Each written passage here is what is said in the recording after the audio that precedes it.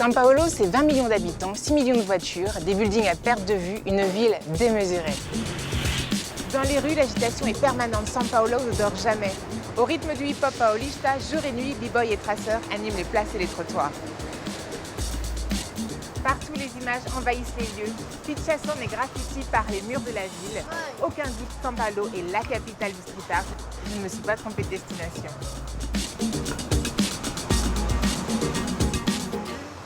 Je vous invite à la découverte de la ville pour comprendre comment l'art urbain s'est installé dans les rues.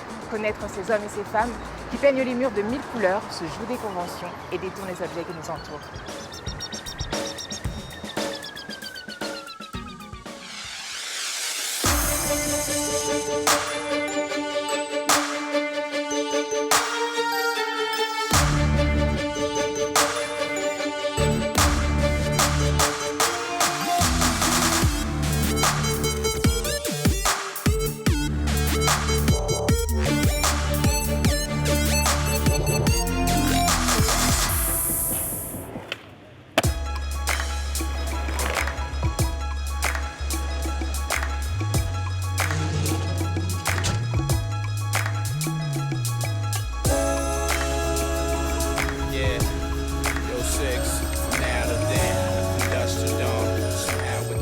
À São Paulo, dans les années 80, au moment de l'ouverture démocratique du Brésil, les Paulistas découvrent les premiers graffitis. Alex Valori, puis Adler, Matouk et bien d'autres commencent à peindre les murs de leur quartier. Cela fait déjà plus de 30 ans que le street art s'est emparé des rues de São Paulo et il paraît que la vitalité artistique est toujours aussi présente. Pour ma première rencontre, je me dirige vers Vila Madalena, au sud-est de la ville. C'est l'un des quartiers les plus en vogue dans le milieu du street art paulista. On croise des artistes, des galeries ou des fresques à tous les coins de rue. J'ai rendez-vous avec Icône. Depuis plus de 15 ans, il parcourt São Paulo pour dessiner sa signature sur tous les murs de la ville. C'est l'un des meilleurs. Je le retrouve à King Cap, le magasin où il achète ses aérosols. Oi. Olá, Veronique. Olá. Tudo bem? Sim. Salut Véronique, Ok. ici c'est le magasin Kim Cap. C'est là qu'on achète nos bombes quand on en a besoin. Ok. Obrigada. Tu peux rentrer, fais comme chez toi. Olá.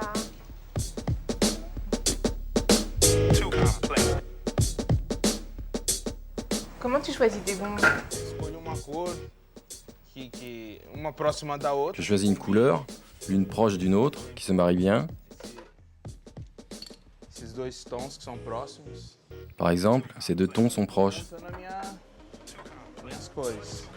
Dans certaines villes du Brésil, la peinture est moins accessible et du coup, il y a moins de graphes dans les rues. Est-ce que c'est le cas à São Paulo? Não, aqui não. Ici, il n'y a pas de problème. São Paulo seria o polo do grafite no Brasil. São Paulo est le pôle du graffiti, alors toutes les marques arrivent ici. Tem até marcas que chegam aqui primeiro. La peinture arrive ici en premier et ensuite distribuée dans tout le pays. Les gens sont bien surpris de la variété des marques. De marca, né? Est-ce qu'il y a beaucoup de magasins comme celui-ci à São Paulo?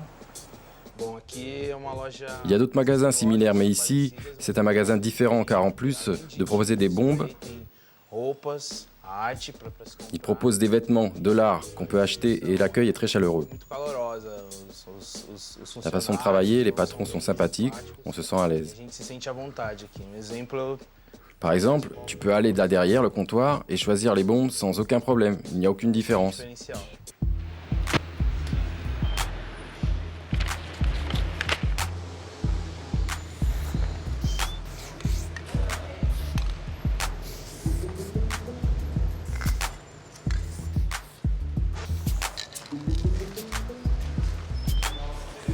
Depuis quand tu graffes? Est-ce que tu peux m'expliquer un petit peu tes débuts?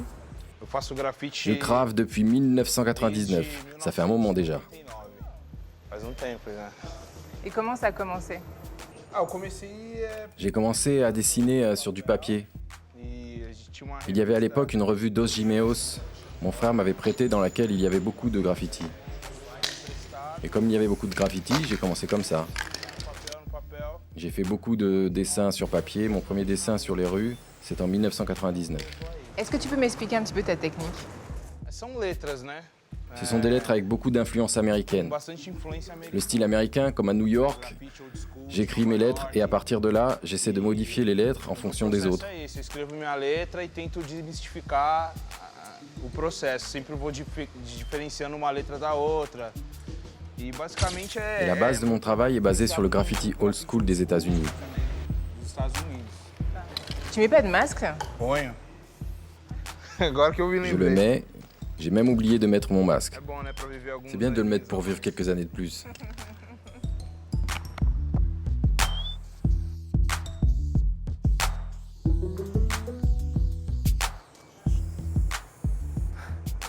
Ah, la pro. Hein. Essa lata é uma lata espanhola. E ela própria Ça, pra c'est une grafite. bombe espagnole. Elle est faite pour le Então, a graffiti. válvula dela é macia e proporciona vários En tipos de appuyant, traço. elle nous laisse le choix du tracé. Eu controlo com Je com o contrôle avec dedo. mon doigt. Eh, c'est dur. Hein. Enfin, il faut vraiment appuyer vraiment tout doucement. Et je fais des gros pâtés. Hein. Ó, ó. Tem Bon, futuro, tem Il y a futuro. de l'avenir. T'es trop gentil, merci. Hein, franchement. Ouais, ça y est, tu peux effacer maintenant, c'est trop laid.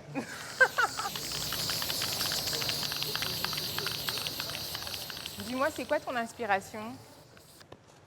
A minha inspiração são várias coisas, né? Mon inspiration est basée sur plusieurs choses. La musique, Inspiro em música,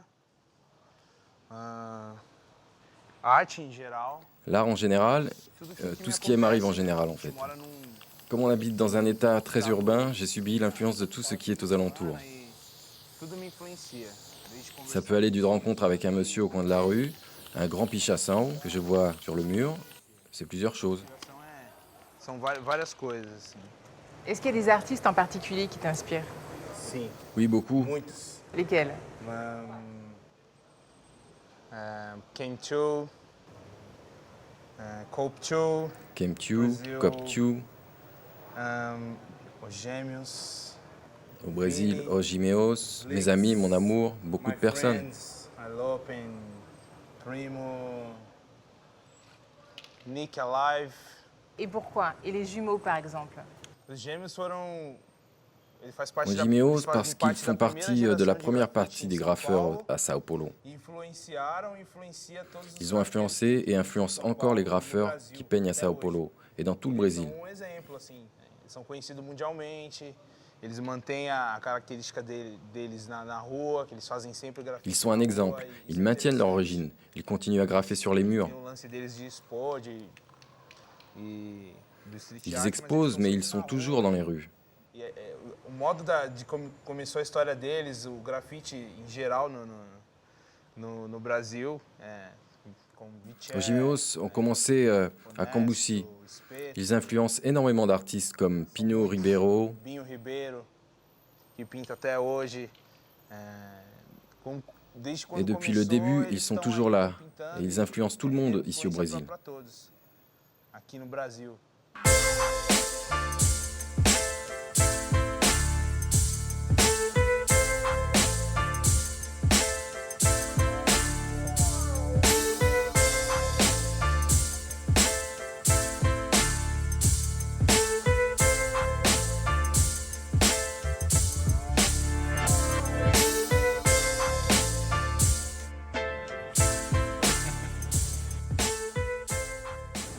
Aujourd'hui, je pars à la découverte d'une toute autre discipline, le parkour. Popularisé en France dans les années 2000 par le film Yamakasi, le parkour est un art urbain à part, fondé sur le déplacement. C'est Akira, pionnier du parkour brésilien, qui m'initie à la discipline. Ah oui, Prazer, ok. vamos começar? Ok. Depuis plus de 10 ans, il œuvre à sa diffusion à travers son école, la première du Brésil, la Parkour Brasil Team. Le parcours d'Akira n'est pas sensationnaliste. Il ne met pas en danger la vie de ceux qui le pratiquent. Entraînement régulier et répétition du mouvement permettent d'apprivoiser la ville. Eu fiz pra baixo ainda, que é pra... Rampes, murs, balcons et balustrades ne sont plus des objets qui séparent, mais au contraire, des éléments d'une trajectoire, des points d'appui pour se déplacer. Les traceurs revendiquent une liberté de mouvement. Puxa a lateral, do outro lado. E puxa atrás. Ils s'approprient le mobilier urbain et proposent à travers des chorégraphies un nouveau lien à la ville. Peu à peu, ils acquièrent confiance en soi, volonté d'aller à l'essentiel, capacité d'adaptation et réaction face aux obstacles de la vie, toute une philosophie.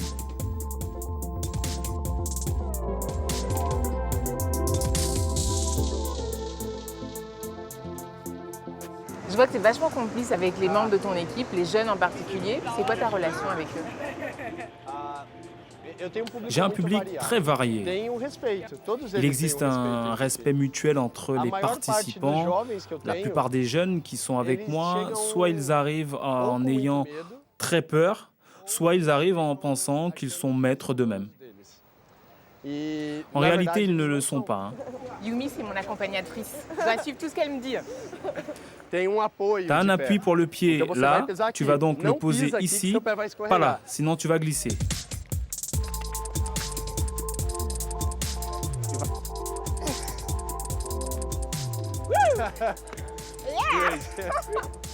Difficile. Est-ce que les mères s'inquiètent pas? Généralement, les mères ont de l'appréhension car c'est le moment de couper le cordon ombilical, l'heure de séparer l'enfant de la mère. Elles viennent et la première chose qu'elles font, c'est demander où se passe l'entraînement, accompagner leur enfant à l'entraînement.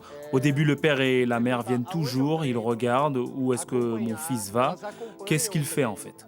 Mais c'est vrai qu'en arrivant, ils s'aperçoivent rapidement que la discipline y est et qu'on leur impose un certain comportement, qu'il y a de la discipline et que les enfants mûrissent peu à peu.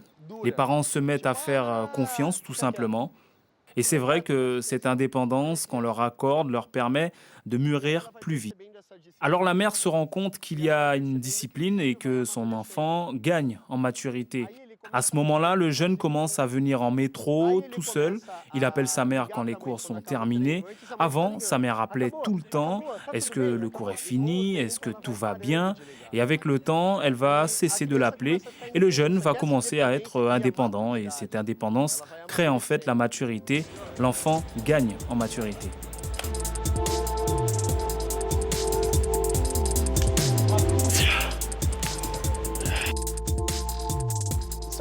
L'autre point, c'est l'organisation. Ils vont mettre en place une organisation personnelle. J'exige de tous les jeunes qu'ils étudient, qu'ils soient éduqués. Ici, à l'entraînement, c'est une anarchie. Ils peuvent parler de ce qu'ils veulent. Ils peuvent crier, frapper des mains, aucun problème. Mais chez eux, ils ne peuvent pas faire tout ça. Le résultat est que la plupart des parents m'envoient même des emails pour me remercier, pour me dire que leur enfant travaille mieux à l'école, qu'ils se concentrent davantage, que leur enfant ne leur répond plus et ils ne sont plus insolents. La discipline que j'essaye de leur inculquer sort du cadre de l'entraînement et vient pénétrer au sein du foyer. Pour les adultes, cette discipline se répercute aussi dans leur travail.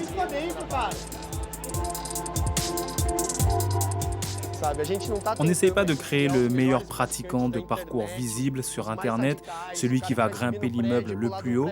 On ne veut pas former des pratiquants qui vont pratiquer le parcours pendant 2 ans. On veut que ça dure 10, 20, 30 ans pour la vie en fait. Ce n'est pas pour l'instant comme un phénomène de mode. Pela moda atual de fazer uma atividade nova.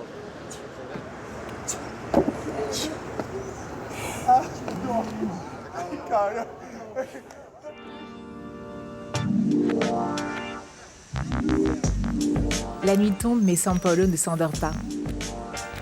Pour ma première sortie nocturne, j'ai suivi les conseils de Fernando, un membre du Street Breaker Crew, l'un des premiers groupes de b-boy et b-girl de São Paulo. J'ai rendez-vous avec lui demain matin et pour avoir un avant-goût de ce qui m'attend, il m'a suggéré de passer ce soir au Centre culturel Paulista. On est vendredi soir au centre culturel de São Paulo et des b-boys se rassemblent pour s'entraîner.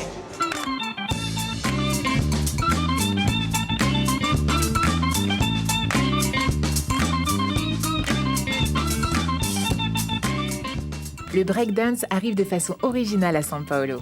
Dans les années 70, la jeunesse paulista découvre cette nouvelle danse aux États-Unis.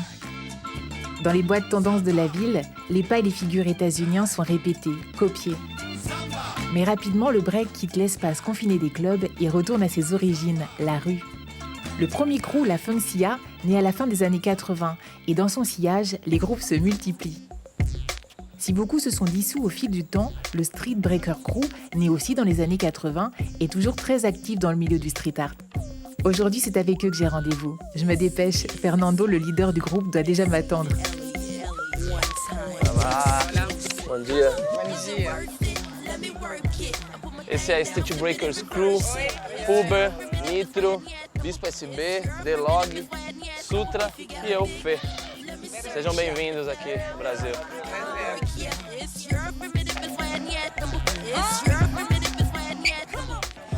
Street Breakers Crew é grupo. Le Street Breakers Crew, c'est un groupe, une famille de personnes qui n'ont pas le même sang pour certains. On s'est réunis, on se connaît depuis plusieurs années. Certains membres s'entraînent depuis déjà plusieurs années. On a en commun la culture hip-hop et plus précisément le break et le graffiti.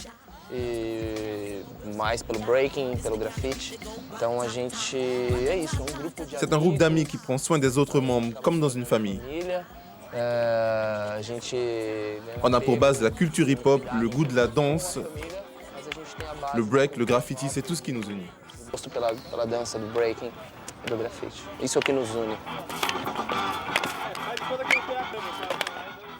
Donc vous êtes des précurseurs au sein du milieu hip-hop à São Paulo. Quel regard vous avez sur l'évolution du hip-hop dans cette ville? Hip-hop é uma cultura. Le hip-hop est une culture, une diversion. L'autovalorisation, l'idée qu'on peut soi-même se transformer, qu'on a de la valeur, c'est notre ligne de conduite vraiment. C'est de la convivialité. Le hip-hop dans le monde a commencé comme une diversion et a pris de l'ampleur aujourd'hui. Beaucoup d'années se sont écoulées, plus de 30 ans, et il y a de grandes compétitions de hip-hop. De DJ, de writers, de graffeurs, qu'on peut même retrouver dans les galeries d'art. Les DJ sont partout dans le monde. Le hip-hop existait avant nous dans les années 70 avec d'autres crews comme Brooklyn Bronx, Nova York et bien d'autres dans le monde. Le début de la culture hip-hop au Brésil n'a pas été très différent des autres grandes métropoles du monde. En 1983, il y a eu le lancement du film Break Street et d'autres films qui relataient un peu de la culture hip-hop dans le monde.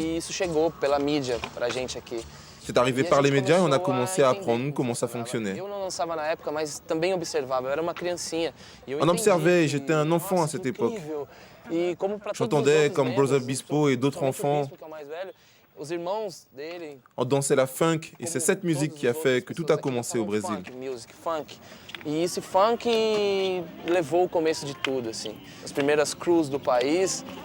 Les quelques formations de crew du pays qu'il y avait à cette époque, les plus importantes comme le Crazy Crew, Black Spin, Nation Zulu ont commencé en regardant des films. Avec un peu de formation, on traduisait des textes en anglais par-ci, par-là. Et les crews ont commencé à comprendre ce qu'était le hip-hop et à faire du hip-hop ici au Brésil. Les crews ont commencé à peindre, y compris Os Gemeos, qui aujourd'hui sont bien connus dans le monde entier. C'était d'abord les b-boys et ensuite ils ont commencé à faire des graffitis. Ils commencent de la même façon en regardant des films et les choses ont évolué. Ils ont commencé à entendre plus d'informations sur la culture hip-hop. Il y avait le métro São Bento qui était le lieu de rencontre de l'époque près du métro de São Paulo. Les crews se rencontraient là pour partager des informations. São Paulo fut réellement l'endroit où tout a commencé, où étaient diffusées les informations dans tout le pays.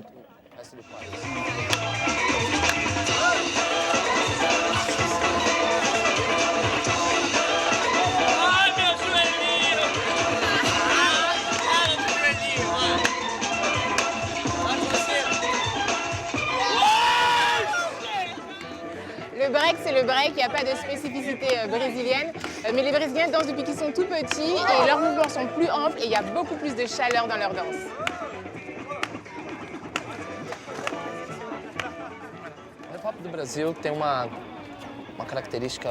Le hip-hop du Brésil a une caractéristique liée à la façon dont on a été culturellement colonisé.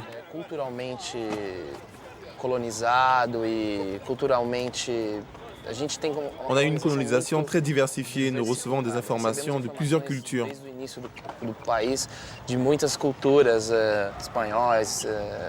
Italienne, espagnole, on est comme une grande métropole.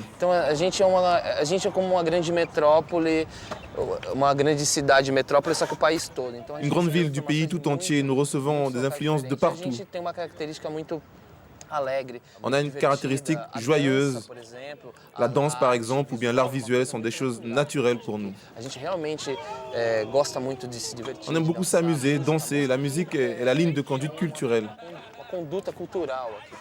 Ça a influencé le hip-hop, car notre hip-hop aujourd'hui a une joie différente, une tradition différente.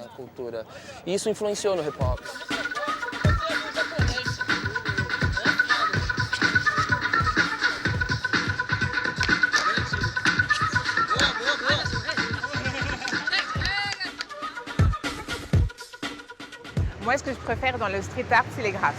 Le graphe, le graphe, le graphe. São Paulo, ville aux multiples facettes. Depuis 2007, l'affichage publicitaire est interdit. La pollution visuelle a disparu, mais les murs ne sont pas restés vides longtemps. Les artistes ont rapidement pris possession des espaces vacants pour laisser libre cours à leur créativité. Et si les pionniers se sont inspirés des États-Unis, aujourd'hui les artistes ont apporté une touche brésilienne. Ici, même les tags sont originaux. Quand je vois ces mots dans un alphabet étrange, peints en une seule couleur, noir le plus souvent, j'ai l'impression que je pourrais les croiser à New York ou à Paris. Pourtant, on m'affirme que c'est une spécificité paulista, que ça n'existe nulle part ailleurs. En attendant d'en apprendre davantage sur le pichação, j'ai rendez-vous avec un artiste au style bien différent. Couleurs vives, jeux d'ombre et de lumière, lignes, carrés et effets 3D, ses dessins sont immédiatement reconnaissables. Personne d'autre ne peint comme lui. Cobra dessine sur les murs de la ville depuis plus de 20 ans et ses créations sont gigantesques. L'une des plus grandes, une fresque d'Oscar Niemeyer, célèbre architecte brésilien, mesure plus de 50 mètres de haut.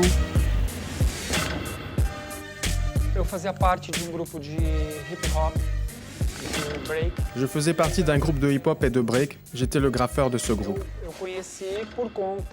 Je les ai connus à travers 2 livres qui sont arrivés ici et aussi à l'aide de quelques films qui montraient des graphes faits à New York. C'était vraiment à cause de la culture hip-hop que j'ai commencé à graffer sur les murs. Je parle de graffiti, pas de pichação. Le pichação, c'était avant. C'était pour explorer cette pratique. C'était une question de nom. Une adrénaline que procurait le fait de grimper sur des immeubles, échapper à la police, ce genre de choses. Comment tu choisis les murs sur lesquels tu peins? Aqui na cidade de São Paulo, muitas vezes, lugares onde eu passo com o meu carro, normalmente, eu percebo Ici, dans la ville de São Paulo, très souvent quand je passe avec la voiture, j'aperçois ces lieux disponibles. Ensuite, je reviens dessus et j'essaie de discuter avec le propriétaire. Je prends des photos, je fais un projet et je le présente. Je demande aussi l'autorisation à la mairie pour pouvoir poursuivre avec la peinture. Mais très fréquemment, nous sommes invités à peindre sur d'autres lieux. Et quand les personnes nous invitent, le travail est payé. Ce n'est pas payé quand nous décidons dans notre équipe d'offrir à la ville un cadeau. Et quand c'est quelque chose qu'on a envie de faire. Tu es déjà très présente dans la ville de São Paulo, tes œuvres. Est-ce qu'il y a encore un endroit dans la ville que tu aimerais peindre? Oui, il y a un lieu en particulier que je souhaiterais peindre. Le musée d'art de São Paulo, sur l'avenue Paulista.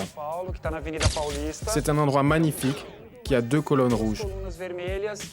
Mais pour être un endroit d'art, ces colonnes pourraient recevoir un travail artistique. C'est un endroit où j'aimerais réaliser un travail.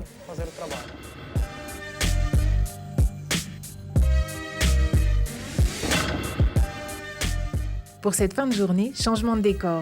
Je quitte les quartiers bobos de São Paulo pour la périphérie, direction l'est vers Itaim Paulista.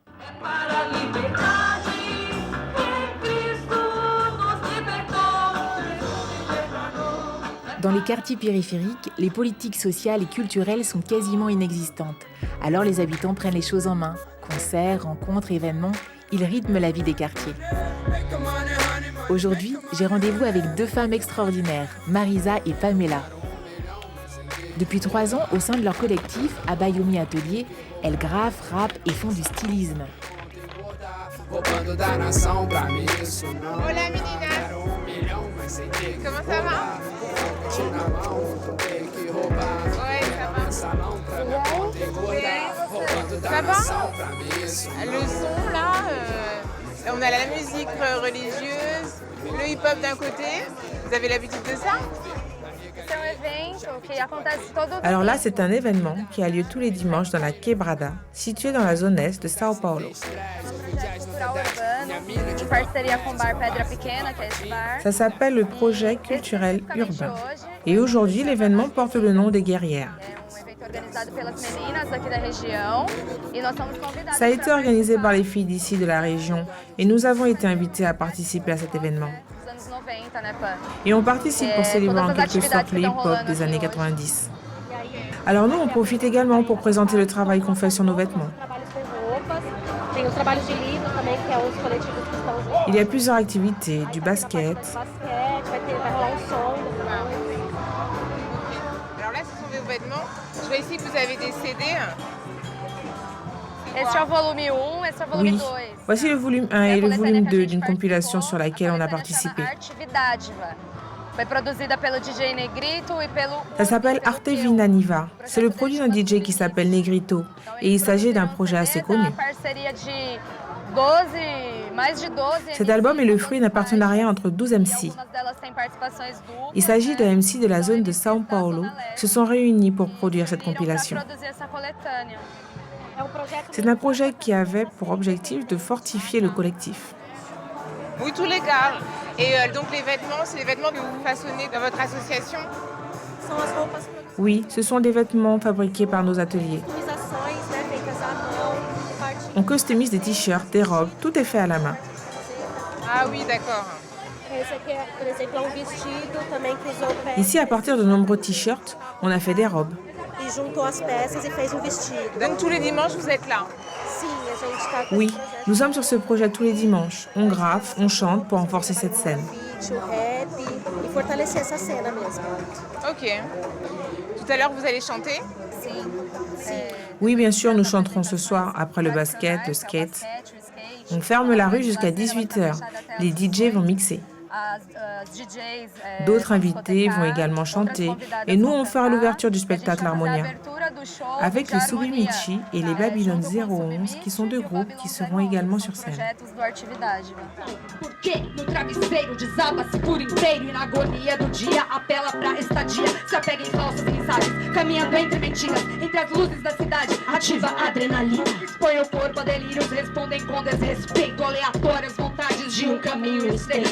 Barriga, o rei morre de indigestão quando percebe que a vida é mais que ser em ação. Palavras não bastariam para corrigir.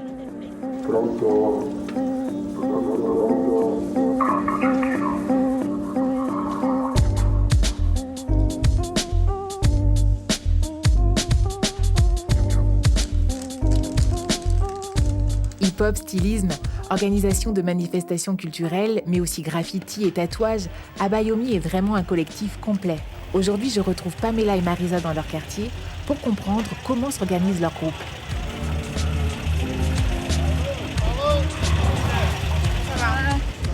Ça va? Oui, et toi? Bon, vous pouvez commencer déjà. Sim, a gente está fazendo um trabalho aqui das CRIO, né? Le groupe Abayomi, c'est une famille. Le mot signifie rencontre précieuse. C'est justement ce que nous faisons. Le groupe, c'est plus de 50 personnes éparpillées sur la zone est de Sao Paulo et de différentes régions. C'est une famille composée aussi bien de graffiti qu'on peut voir aujourd'hui que Navio a créé. Le secteur graffiti s'est formé il y a plus de 15 ans. Pour la partie vestimentaire, lors des défilés, les modèles sont des membres du groupe, dont la plupart sont des amis. Abayomi, c'est un projet culturel. Comment vous financez vos différentes activités, que ce soit les bombes, les sorties, les activités?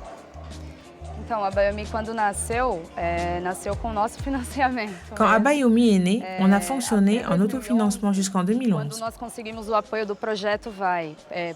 On a bénéficié d'un programme de valorisation des initiatives culturelles de la part de la mairie de Sao Paulo sur 2011 et 2012. C'est une aide qui arrive. En 2014, au Brésil, il y a un appel d'offres ouvert de janvier à mars pour des projets culturels. On s'inscrit toujours, mais on ne compte pas sur ça pour continuer. On ne compte pas sur les aides. En ce moment, c'est Pamela qui finance. Et quand l'aide arrive, on parvient à mieux organiser des événements. Outre les subventions qui sont plus des aides pour l'équipement, la machinerie, le matériel, on produit nos customisations. On vend notre production à notre public, ce qui permet de générer des recettes pour maintenir notre espace. Depuis qu'Abayomi Atelier existe, on a créé une organisation financière pour les dépenses et les recettes. Le milieu du graffiti, c'est plutôt un milieu masculin. Comment vous vous sentez en tant que femme parmi tous ces hommes? Pour nous, faire partie de ce milieu-là, c'est quelque chose de tout à fait naturel. Et c'est vrai que depuis quelques années, cette espèce de séparation, de division des genres dans le milieu artistique n'existe plus. En plus, depuis quelque temps, les femmes se révèlent dans cet art-là. Et dans toutes les modalités de cet art-là, les femmes se distinguent. Et c'est vrai que tout devient très naturel. Et c'est vrai que pour moi, par exemple, je n'ai pas une vision masculine du graffiti ou du rap. Ça nous appartient à tous, surtout ici en périphérie. Ça n'existe pas, alors on se l'approprie. Femme ou homme, il n'y a pas de séparation de genre. Les rues de São Paulo sont recouvertes de graffiti. Vous, comment vous choisissez les murs sur lesquels vous allez graffer? La plupart des graffitis sur les murs que nous rénovons sont faits par nous depuis des années.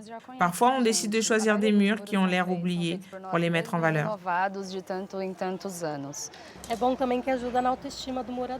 Certains ne prennent pas soin de leurs murs, alors qu'avec un mur coloré, ils auront une plus grande joie.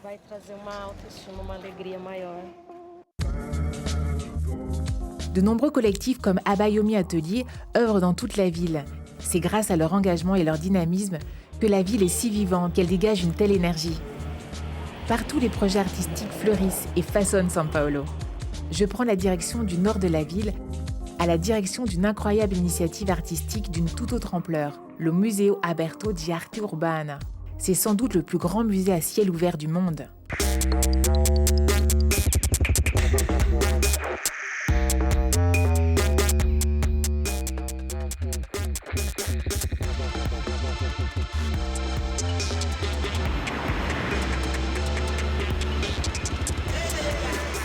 Au musée Aberto de Arte Urbana. C'est le premier musée à ciel ouvert dédié à l'art urbain. Le projet a débuté en 2011 quand des graffeurs fatigués de se faire arrêter pour des tags illégaux ont proposé un projet officiel au ministère de la Culture de São Paulo, graffé sur les colonnes du métro de la ligne 1 entre la station Santana et Piété. 50 artistes ont participé au projet et 3000 bombes de peinture plus tard, le résultat est saisissant.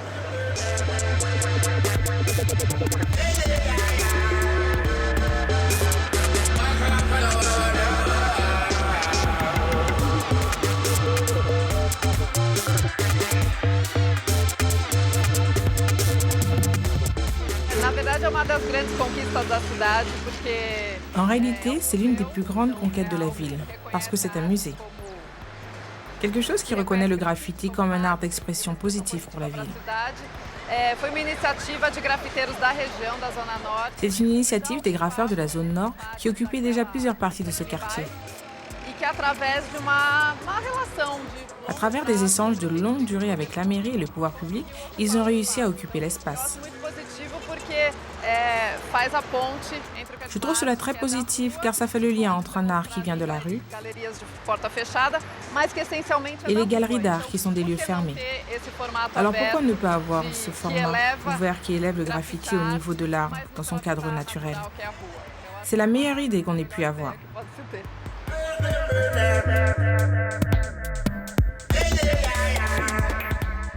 C'est positif que les politiques soutiennent des initiatives comme le Museo Aberto di Arte Urbana. Cela montre que le graffiti est reconnu dans les institutions comme un art à part entière. Mais les artistes n'ont pas attendu l'assentiment des politiques pour utiliser les murs comme support de leur œuvre. Depuis plus de 30 ans, les graffeurs habillent les murs au gré de leur envie. Dès que je regarde autour de moi, je vois des fresques extraordinaires peintes par des artistes talentueux comme Os Gimeos. C'est d'ailleurs l'un des seuls noms d'artistes paulistas que je connaissais avant d'arriver. Leurs dessins sont connus dans le monde entier. Ils ont peint dans toutes les grandes capitales et aujourd'hui leurs œuvres se vendent à prix d'or. Malgré leur succès, ils sont restés dans le quartier où ils ont grandi, Cambuci. Os gêmeos são patrimônio vivo de São Paulo, né? Motivo de muito orgulho. Eles nasceram aqui em São Paulo em 74, são gêmeos idênticos. Os Gimeos sont le patrimoine vivant de São Paulo. On est très fiers d'eux. Ils sont nés à São Paulo en 1974. Ce sont de vrais jumeaux.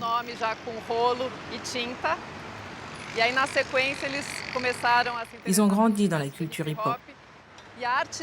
En réalité, avant cela, dans les années 80, ils peignaient déjà avec des rouleaux et de la peinture. Et juste après, ils se sont intéressés à la culture hip-hop. Et à partir de là, chacun a développé son art. Celui d'Os Gimeos est très marqué par le jaune et le rouge. Et jusqu'à aujourd'hui, sont nés dans le quartier de Cambuci, leur atelier est là-bas, leur famille habite là-bas. São Paulo et le Cambuci, en particulier, sont multiculturels. Il y a des personnes de toutes nationalités. Et ils se sont inspirés dans leur art de ces personnes, car leur art est surtout fait de portraits de personnages. Ils s'inspirent de ce qu'ils ont vu, de ce qu'ils voient dans les rues. Ils incluent dans leur art une critique principalement sociale du pays. L'art urbain montre bien les différences sociales de notre pays, qui sont très contrastées. Celui qui est dans la rue voit bien ces différences de cette ville, qui peut offrir beaucoup d'opportunités, mais aussi qui peut massacrer. On trouve aussi quelques dessins qui luttent contre le système, qui cherchent justement un trou de lumière dans cette oppression. Le graffiti aujourd'hui reste un acte illégal à São Paulo et pourtant on a de grands murs comme celui-ci qu'on a derrière nous. Comment le gouvernement réagit? C'est une relation tendue parce que le graffiti a déjà été interdit. Mais aujourd'hui, les relations sont beaucoup plus flexibles. Donc si aujourd'hui on demande autorisation au propriétaire du mur, on peut faire son graffiti sans problème. C'est encore une loi qui n'est pas officielle. Ça dépend encore d'un dialogue. Il y a des artistes qui ont subi des agressions quand ils peignaient. Mais selon moi, les choses se sont calmées maintenant. Pour parler du mur qui est derrière nous, par exemple, il a été effacé par le préfet sans savoir qui en étaient les auteurs. La population s'est révoltée et juste après ces réclamations, le préfet a racheté des bombes et a demandé la participation des artistes pour qu'ils reviennent peindre sur le mur. Je ne peux pas affirmer que les paulistas adorent ou approuvent le pichação. Il y a plusieurs voix.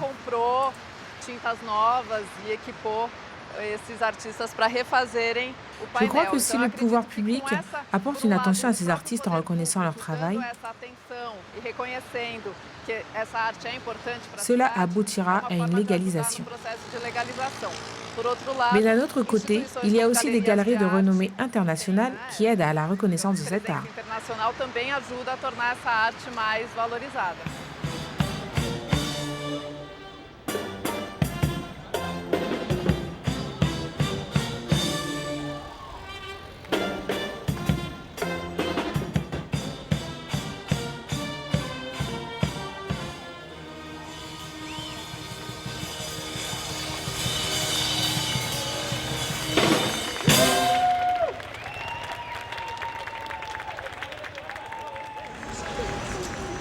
Je me dirige vers l'atelier d'Alexandre Orion.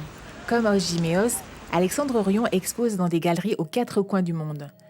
New York, Mexico, Paris, Tokyo ou Séoul ont déjà accueilli ses œuvres. Le street art paulista se vend très bien au-delà des frontières brésiliennes. Et si Alexandre Orion est aujourd'hui un artiste contemporain reconnu, il n'en reste pas moins un artiste de rue engagé. Son travail questionne la ville, notre rapport à la cité, nos modes de vie. Alexandre Orion, on est chez toi, dans ton studio. Je suis super contente d'être ici parce que c'est un endroit mythique. Tu es plus connu par rapport à ton travail Metabiotica. Est-ce que tu peux m'en parler un petit peu? En 2001, j'ai commencé Metabiotica. C'est une interaction entre les gens et une image. L'idée, c'est que les choses se rejoignent spontanément. Bien sûr, le travail de positionnement du collage est très important. La taille de l'image, son emplacement. Mais lorsque la photo est prise, il n'y a plus rien à rajouter. Tout est spontané et naturel. Et moi, je fais des photos. Et pour chaque situation, j'en sors un regard. Et ça t'a pris combien de temps pour attendre ces moments-là?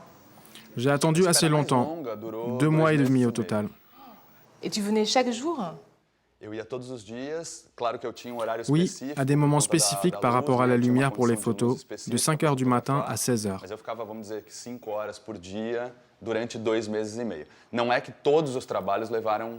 Tout le travail a pris 2 mois et demi, mais parfois, en un seul jour, j'avais un résultat.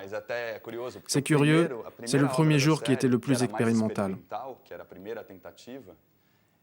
Le premier, je l'ai fait en une seule journée. Ça a été une motivation.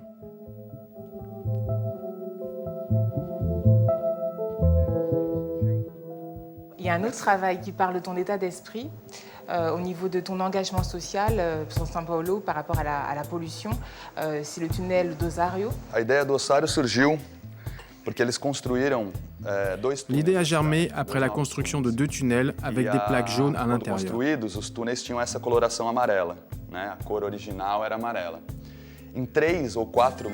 À l'origine, c'était jaune. En 3 à 4 mois, tout a noirci. Après 1 an de réflexion, j'ai fait des tests et j'ai travaillé pendant 17 jours. C'est sans doute une manifestation contre la pollution, mais j'avais en tête l'idée de crime contre l'environnement.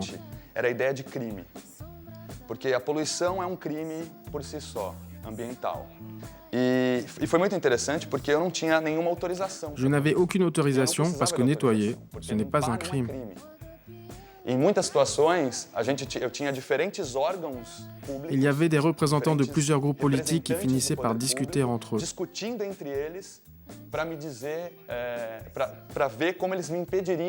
Pour savoir de quelle façon on pourrait m'empêcher de continuer.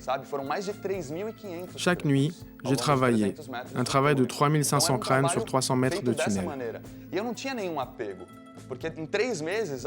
Finalement, je ne me suis pas attaché à mon travail parce que je savais que la pollution aurait tout recouvert. Pendant ce temps, les politiques se démenaient pour trouver une solution. C'était une gloire pour moi. Et alors que la municipalité nettoyait, moi je prenais des photos. Pourquoi la thématique des crânes? En réalité, le crâne est normalement connecté avec l'idée de la mort. J'aime beaucoup cette idée. Elle est inévitable, comme la pollution. Mais je ne pense pas au crâne avec autant de pessimisme ou de catastrophisme. J'aime beaucoup l'éphémère du crâne et de penser qu'ils nous rend tous égaux. Cette idée, sans cette chair ou la tienne, nous pouvons être comme ça. Nous sommes tous égaux comme ça, et c'est un portrait collectif. C'est la représentation humaine la plus essentielle. Ce que nous apprennent ces conditions éphémères qui nous rendent tous égaux. Je prends l'avion demain en fin de journée. C'est ma dernière soirée à São Paulo. Sur les conseils d'icônes, je retourne à King Cap, la boutique d'arrêt au sol, le lieu de ma première rencontre avec le street art paulista.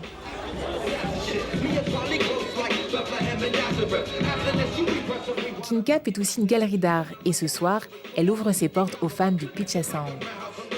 Même si je ne reconnais aucun visage ou presque, je sais que certains invités sont des pichadors reconnus dans tout le pays. Ils sont venus ici pour honorer le Pichação. Au programme, avant-première d'un court-métrage et pratique. Pour l'occasion, King Cap a dédié un mur entier au Pichação. Tout le monde peut s'essayer, pichador aguerri et débutant. Un moment convivial, loin du stress et de l'adrénaline provoqués par cette pratique. Là, tout de suite, en regardant ce mur à l'abri d'une boutique d'art, on ne se rend pas compte, mais la pratique du pitchasang illégal n'est pas sans danger. Arrestation ou chute guettent les pitchadors à chaque sortie. Suite à une intervention en 2008 lors de la Biennale artistique de São Paulo, une pitchador écope de 52 jours de prison. Daniel, le gérant de King Cap, est un ancien pitchador. Il a promis de m'en dire un peu plus sur le pitchasang. Moi, quand je regarde les pitchasang dans la rue, je comprends rien du tout. Est-ce que il y a un langage commun entre les différents pitchasang? O pichador ele que desenvolve sua caligrafia, então acaba sendo pouco difícil. C'est une forme de communication entre les crews de pichadores aussi.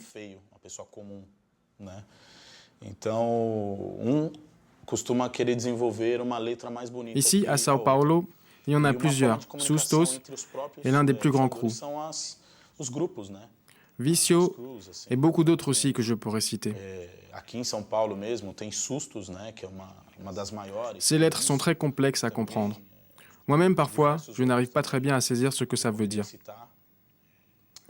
Mais j'aime bien étudier. Les pichadors cherchent à s'entraîner à écrire une lettre de différentes manières pour arriver à un dénominateur commun, à quelque chose qui sort de lui-même comme une forme de communication.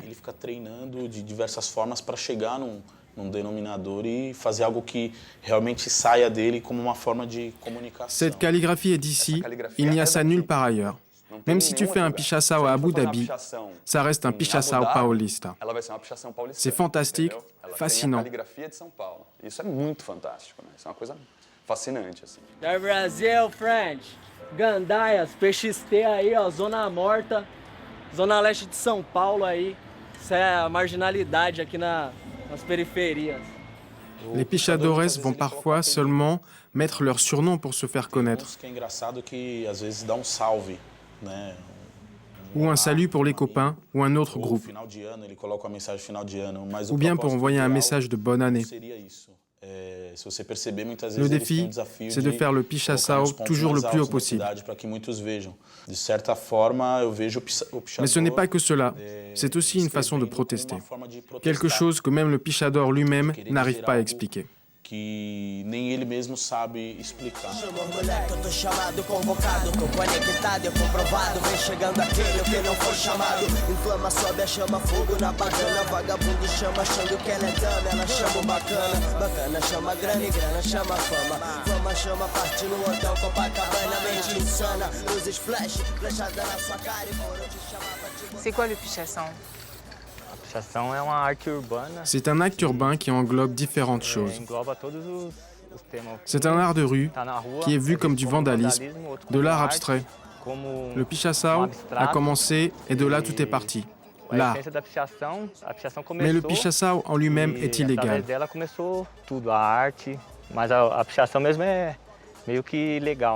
Depuis quand tu fais ça? J'accompagne le pichação depuis les années 1990, mais je suis vraiment allé dans les rues en 1996. C'est parce que tout d'abord j'admirais et c'était une forme d'échappatoire pour échapper au stress de la ville. Le pichação, c'est une forme d'expression au même titre que le graffiti qui a surgi sur les métros de New York. Ici, c'est aussi une façon de signer, de marquer son territoire. Sauf qu'il y a une caractéristique dans la forme, et il est très spécifique à la ville de São Paulo. Il est fin, vertical, un peu comme la ville. Et la plupart sont sur des espaces qu'on croit inaccessibles, comme le haut d'un gratte-ciel. C'est ce qui est le plus marrant dans l'histoire. Ce n'est pas comme un grand graphe sur le mur étalé. En le voyant, on se dit « Mais comment il a pu aller là-haut ?» C'est sans doute le niveau d'agressivité, avec cette calligraphie et ce texte qui n'est pas lisible par toute la société. Tu peux y voir de la force. Tu vois le sens politique de tout ça ?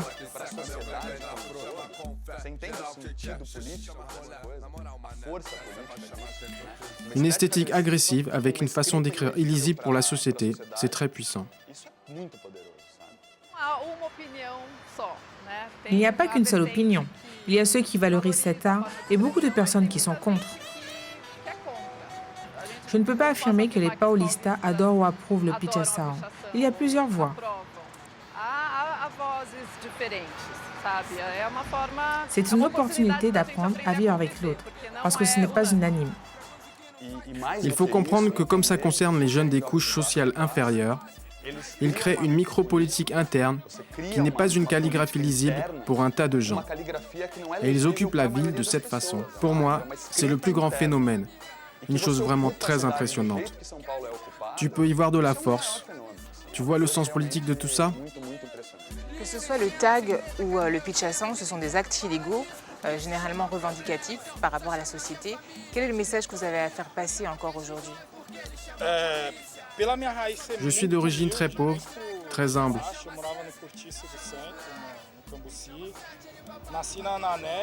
Je suis du Cambuci.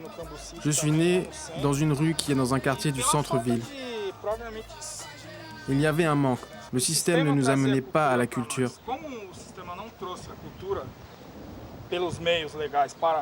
Comme on n'avait pas accès à la culture, moi, mes amis, on a créé notre propre culture, en autosuffisance.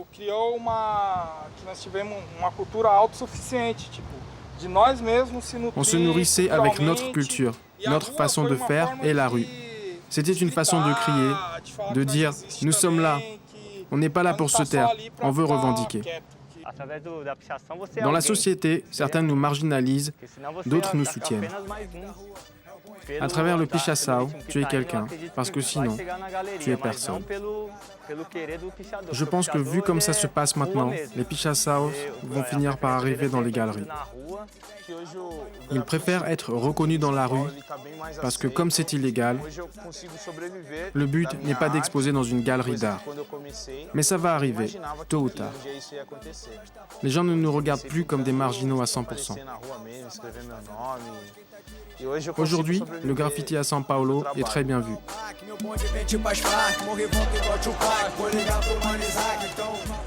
À São Paulo, les arts urbains sont les mêmes que partout ailleurs et pourtant, ici, ils prennent une résonance particulière. Break, parkour, hip-hop et graphe, chacun s'est chargé d'une histoire spécifique brésilienne et paulista.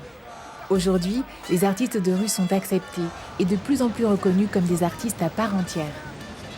On commence même à prendre conscience de leur rôle social, car dans cette ville qui exclut autant qu'elle attire, l'omniprésence de cet art dit la nécessité d'une prise de parole, l'envie d'un retour à l'humanité.